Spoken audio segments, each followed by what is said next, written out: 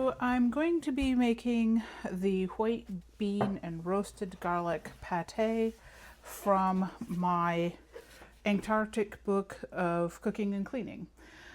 So many people asked me about this book because I was talking about collecting international cookbooks, and my son wanted me to create a map with pins in it for all the different countries that we had cookbooks from. And we did this, put it up on the wall with some foam board, and started putting map pins in it. And he was having a lot of fun working with me on this project. And he was like, "You have to put a pin in every country," and I'm like, "That is 195 cookbooks. No." So then he's like, "All right, at least we want a pin in every continent," which led down the rabbit hole of, was there a cookbook for Antarctica?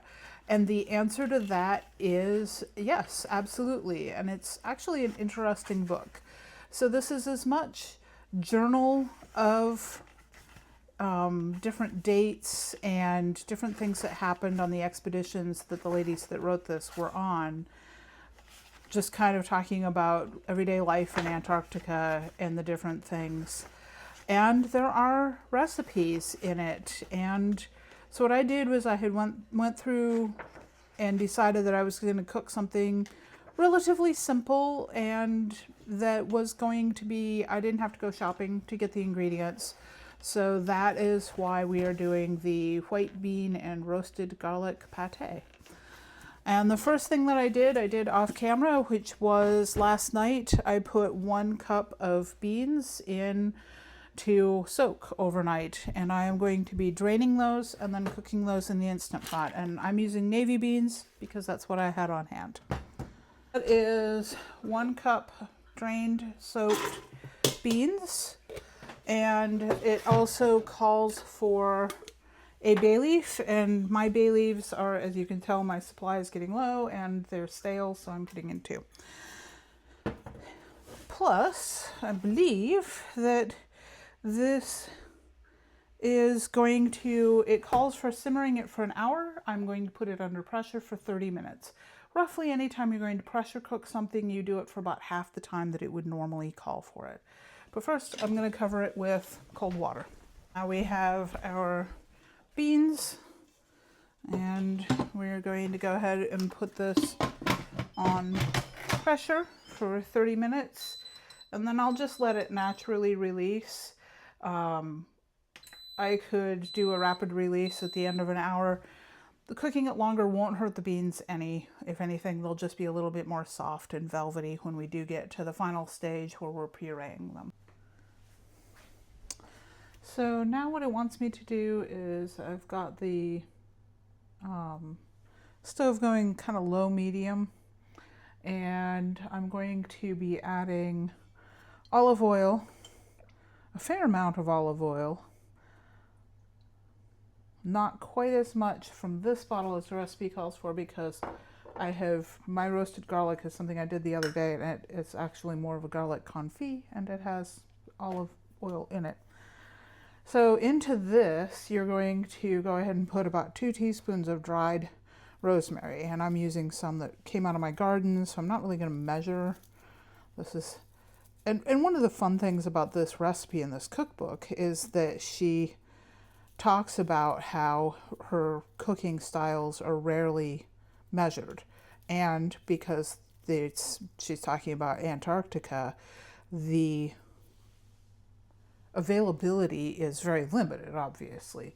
It reminds me in some ways of how I grew up. I mean, I grew up in Alaska, and you just, if you don't have something, you don't have something, which is also what appealed to me for cooking from this particular cookbook, with me not running out and going to the store, just cooking with what's on hand. So it's, now I'm going to take and drain the beans, which are nice and soft. And we'll be adding those in once this has warmed up enough that I can really smell the rosemary. Once that fragrance starts to come up out of the pan, I will be adding more. She calls for about a teaspoon of coarse salt, and I use kosher, and I'm not measuring because I have actually measured a teaspoonful into my hand a few times, enough that I know what it feels like. So where you'll occasionally see me taking and just like dumping stuff in my hands or using my hands to measure stuff, I've done this long enough that I'm comfortable with that.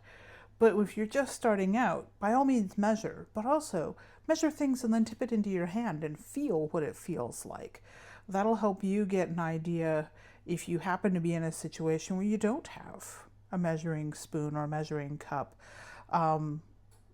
We use scales when we want to be very, very precise. We want to measure. Volume measurements can be iffy, especially with powders like flours, because it's not accurate. The most accurate measurement is always to weigh things. Fluid measurements are easier because fluid's not as compressible as dry materials are.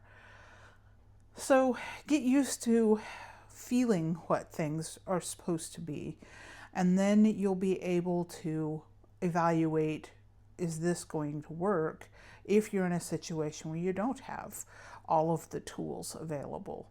I mean, most of us are never going to get the chance to go to Antarctica, nor really, we might not even want to. However, I know I have been in situations where I was cooking, camping at somebody else's house, moving, and you don't know where the box with measuring cups in it is, and you're trying to cook, and there's a lot of ways to work around that. So I'm just going to let this come up to being warm enough to start being fragrant, and then I will go ahead and add in the roasted garlic and the beans. Now, she tells me that there are two ways you can do this recipe. One is to reserve a third of the beans, mash those, blend them in to the unmashed beans, and you wind up with a rougher, coarser texture for the pate that way. I think my preference is going to be to go ahead and mash all of them, so I'm going to be dumping everything into the pan and getting it warm. The other thing you could do with this also would be to throw it into the food processor, or to use something like an immersion blender, which I do have. But again, if you don't have materials on hand, there's lots of ways to do this. You can use a fork, you could use a potato masher, you could use a potato ricer. I have one of those. Gosh, I don't know where it is, but I have one. So there are always ways to substitute, to work around, to make a recipe your own. If you don't have on hand something, straight up substitutions are easy. This was her recipe calls for Great Northern beans or any white bean. I had navy beans.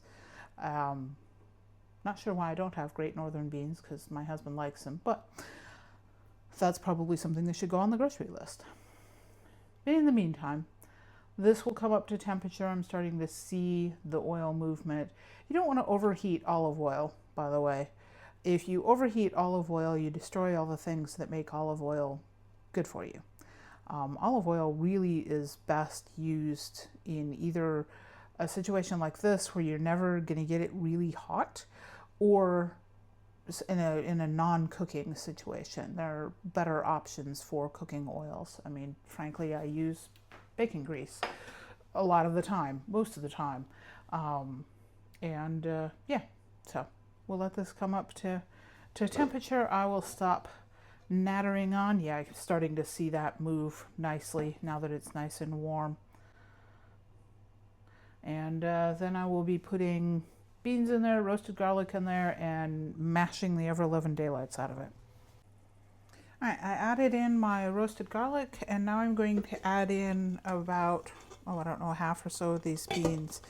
I'm actually thinking I might wind up doing, I'm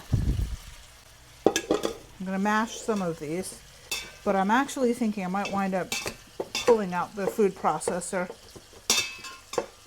just because I'm not sure I'm going to be happy with the texture. I have a love-hate relationship with beans because growing up, beans were not a favorite, and a big part of that was the texture of beans. It's not about the flavor of beans, it's the texture. So for me, I tend to prefer beans that are cooked to death. Also, this roasted garlic is cold, so it's sticky and not like breaking down into all kinds of lovely mushy. As it warms up, it might break down better. But I may still throw this in the food processor.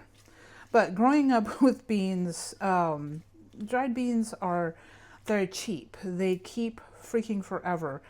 We had no electricity. We were in a position where out in a cabin in the woods in Alaska, no refrigerator. So most of what you had for your food in the summer was stuff that was tinned or dried. You didn't have anything that was frozen. Fresh foods were very expensive, and so yeah, dried beans, lots and lots of dried beans, and we didn't have a lot of money. Mom did the best she could to keep us fed, but there was more than one occasion that my sister and I absolutely flat refused to eat beans. And in fact, Mom's comment on this recipe is likely to be amusing because I went a big chunk of my childhood with not eating beans, and now I actually will cook them and eat them. But I still don't like the texture. That's why I was saying earlier that when I'm cooking these things, I tend to cook them a little longer than necessarily recommended because I prefer my beans to be nice and smooth, not chunky. So we'll see as the roasted garlic warms up if I feel like I need to chuck this in the food processor, or if they're gonna actually, like, you know, break down like they should. And the beans. I'm a big girl now. I can make myself eat stuff I don't necessarily want to because flavor, texture is still an issue. Oh yeah, I think that garlic's gonna be okay. Now it's just gonna be a taste it and see how I like those beans. I want it to be warm before I do that. Cold beans are not good. At least I don't think they are. I'm sure there's somebody out there that likes them. So the idea with this is that it is a vegetarian pate. There's no meat in this. And a lot of the recipes in the Antarctic Cookbook are vegetarian, and she explains why, because some of the crew that's there is vegetarian, and it's easier for her to just cook vegetarian than to worry about food that somebody can't eat or won't eat. And they're not all the recipes in there are vegetarian, but there are quite a few that are. And this is one of those where it's a bean spread that she talks about being really useful for in a plowman lunch and on what she calls crostini, which you and I would call toast. And that's how I plan to have it myself today, is a little bit of a plowman's lunch with this spread onto some toasted bread, a little bit of salami on the side, maybe some cheese. I don't think I've got any fresh fruit in the house, but that's it. That is all there is to this. And yeah, it's super easy. It took a little bit of prep ahead time, but that is white bean pate out of the Antarctic Cookbook. And it's a fun cookbook. I mean, if you want something that will provoke conversation, this book will do it. And I need to let the dog in. This is the world map of cookbooks I was talking about. And you can see that I've gotten a pin in every continent. And way down there is the pin for Antarctica. Not a lot of pins in Africa, tons of pins in Europe. European cookbooks are easy to find. And then as we get over here to Asia, pins, and a pin in Australia. And there you go. I did add a little bit of salt and pepper, but that is our dish, and I am not going to eat it in front of you.